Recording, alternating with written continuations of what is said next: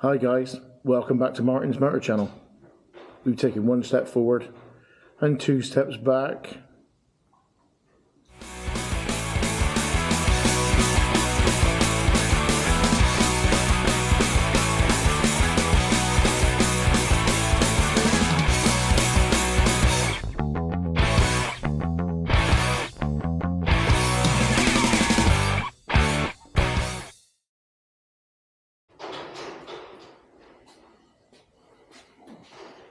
Some things in life we're good at, some things in life we're not. If you're not very good at something, it's absolutely fine. You can always learn, teach yourself, be taught, whatever. The only thing you don't want to do is, until you're really competent at something, then don't put it into practice in any meaningful way. Unfortunately for Little Ern, somebody did exactly that. Let me explain. Right, I'm going to try and keep this brief. When we bought Little Ern, we thought all the welding had been done on the car, on the van, and it has. And it's had some great stuff, great work done on it. Wings, front panel, A panels, fitted great, look great, happy. Floor pan, not so. For a start, where it's been sat on his belly for so long, it's all dented and it just looks horrible. But worse than that, whoever did the welding on it just could not weld. So we've decided, in our wisdom, I mean, look at this, look. It's not, the joint's not even touching. It's not even, it's absolute pants. Not happy with it, really not happy to let it go. Look, just look. I don't know what to say. It just really is not good. Worst of all, in this area here, the subframe bolts into this, and it's so far out of square that it won't even reach the holes, and the subframe just doesn't fit. So it's going to cost it's going to cost a bit of time to put this right. But the only way to do this, and the way we're going to do it, is this is going. We're cutting all this out, and we've actually bought a brand spanking new, complete replacement floor for a minivan. This one comes with the heel board in place, cross member in place, and even the outer sills in place. So when this goes in, A, it'll be nice and flat. B, it'll be welded properly, I guarantee, and it'll look the way that Little Ern should look. There's no getting away from it. It just really is not good enough. I'm not happy, and I know you guys won't be if I let this go. So that's where we are. So that's the two steps back. We have taken a little bit of a step forward, because at least the engine bay's started to be painted now. But anyway, there we go. Okay, so we've had the bad news about the shell, about the van floor. Let's have a little bit of good news instead. Right, the engine, all the machining is now done. I've got the block back, the crank back, everything's back from the machine shop, all done. I'll go into specifics on this in the next video. Right, is I'm going to get this in paint so that I can start rebuilding it. What I don't want to do is start cleaning it and putting oil and stuff in there and then contaminating the outside and the paint won't stick. So I'm going to get it painted first, and then we can start the building process. The crankshaft, it's been balanced, and it was like a gram out of balance. It was really spot on. We've been really, really lucky with this engine, and I think it's going to make an excellent build. So that's where we are at the moment. So let me go and paint this block, and I'll get back to you as soon as you paint it.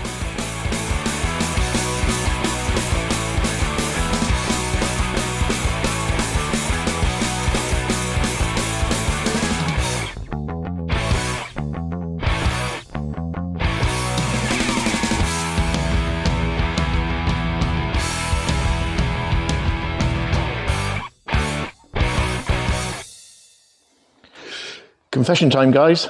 The engine block was painted a couple of weeks ago. My iPhone ran out of battery when I was doing the time lapse, so I didn't actually manage to record the spraying of the green paint. However, it has been done. It is green now, and it's on the engine stand. So now today we can actually drop the crank in and drop the camshaft in.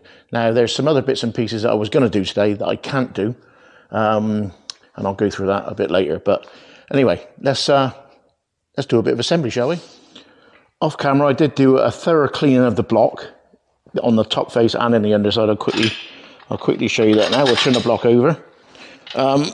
What I used was the old favourite of brake cleaner in a pump action thing. So anyway, the block is all clean, and we're ready to put the main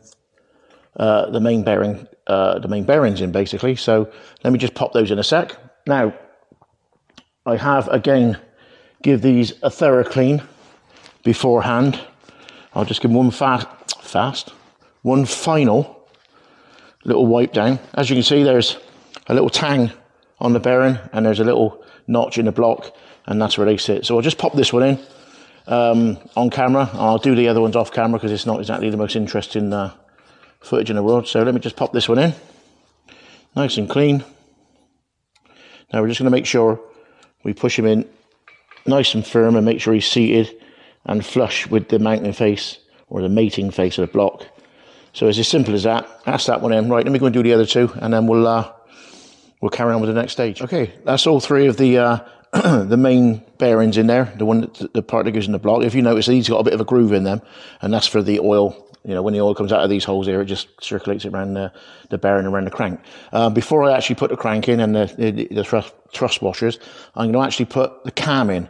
And the reason I mean, some people put the cam in after, but I'm going to do this because I find it easier to get my hands in to sort of, you know, guide the cam through sensibly and safely without damaging the bearing. So right, let's go and get the cam. First thing first though, we'll drop the lifters in because they need to go in before the cam goes in, and away we go. So let's drop the lifters in. So these are the lifters, and basically what these do is this end runs on the cam lobe, and this end has got the push rod in it, which then the cam pushes the push rod, which opens the rocker, or tap it, we call it what you like, which then pushes the valves open, which makes the engine breathe or exhaust or whichever else. But we need to pop these in before we put the camshaft in.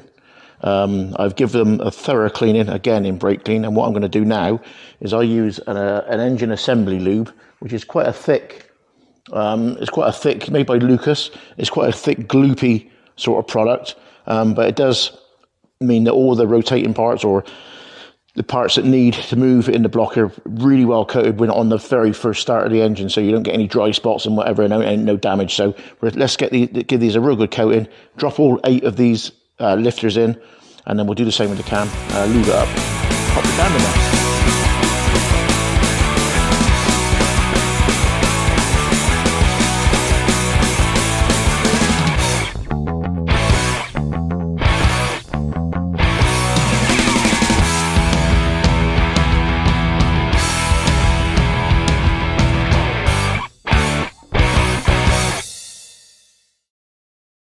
Right, so that's all 8 of the lifters or cam followers or whatever you want to call it in the block, all nicely lubed. Now we're going to go over and just take a quick look at the cam. The cam is by VMAX Car, who also made the supercharger kit, and it's a camshaft designed specifically for the supercharger application. So what we're going to do, we're just going to lube this one up now and gently feed them into the block.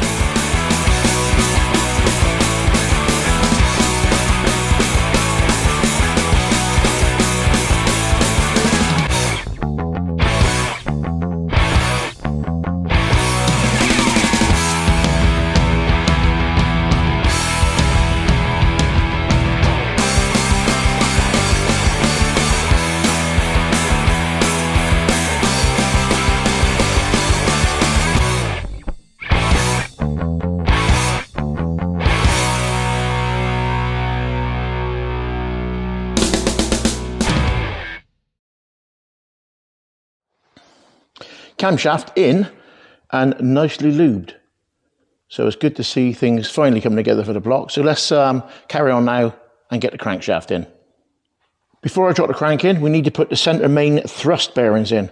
Now I am actually using the originals because there's very little to no wear on them anyway, as there was in all of the engine. I did buy brand new, but when they arrived, they're bent for some strange reason. No, there's no reason for it. They're just obviously got damage in the post or something. So we're not going to use those. We're going to put the originals back in. Plenty of lube, and I'll just quickly show you what we're going to do. A little bit of lube on the face. Got the shakes on here. A bit of lube on the back, and to put the lube on the back, because what that does, it helps to stick the thrust bearing to the machine face while we're getting ready to drop the crank in. So let me just put the other side in. I'll lube the actual bearing faces for the crank again with an assembly lube, and then we'll drop the crank in there. Okay. Right, crankshaft. Let's drop the crankshaft in. I've lubricated the bearings. Off camera, I give the crankshaft a really thorough clean again with brake clean. All we need to do now, make sure it's the right way around, which it is. Tapered end gearbox end, and we can gently drop it in.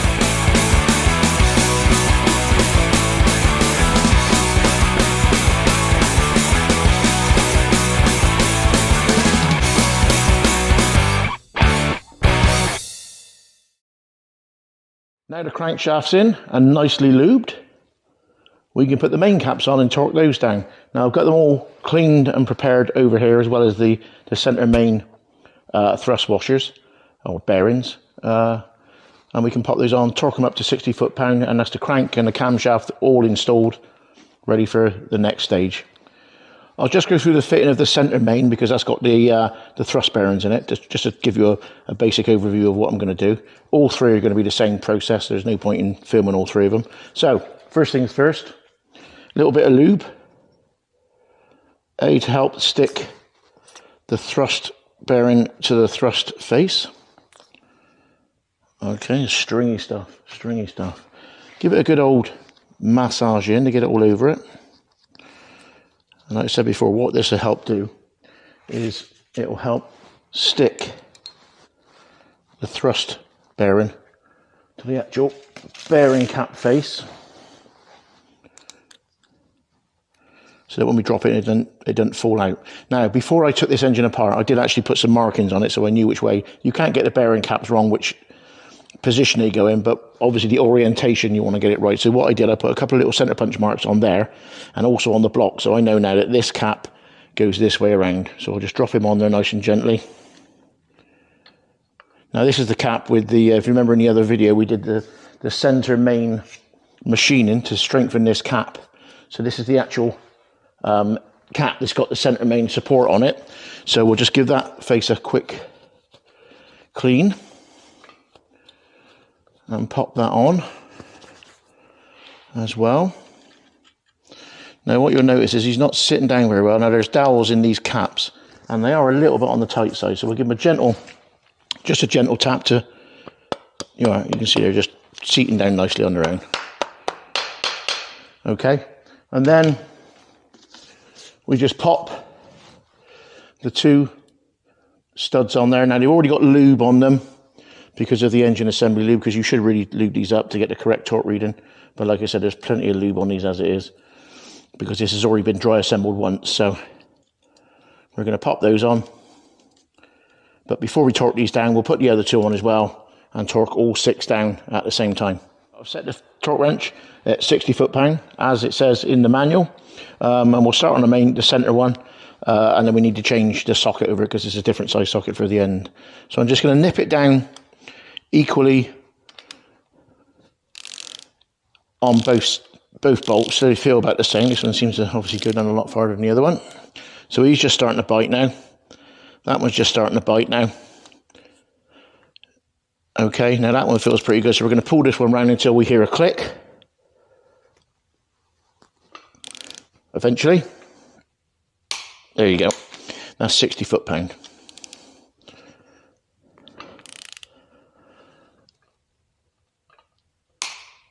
There you go, 60 foot-pound. We'll just double check this one again. Lovely, double check that one.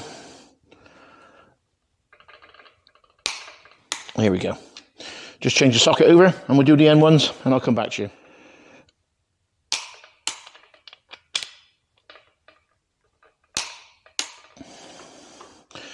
That's all six of those torqued up to 60 foot-pound.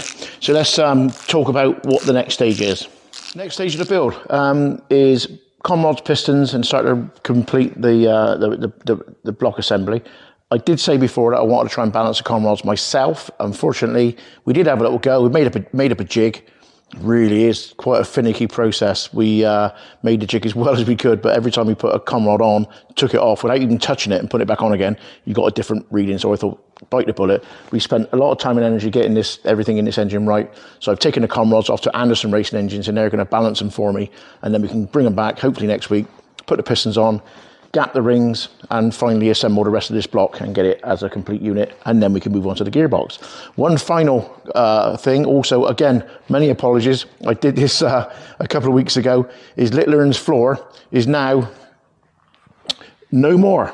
It's been cut out a bit roughly at the moment, but we just cut the main floor out, and we've got the tedious process now of dressing up, getting rid of all the last little bits, dressing the shell up to accept the new floor, and we'll weld this one in as it should be properly, and Little Ern will be tip top. So thanks for watching, guys. Feel free to like, subscribe, leave a comment below. Let me know if there's something if it's boring, or if there's something you think I could do better, or something else you want to see. Feel free to leave a comment. Again, please like and subscribe. It's free, and you'll just get a notification of another video as and when I make them and post them. So thanks again, guys, and we'll see you on the next video.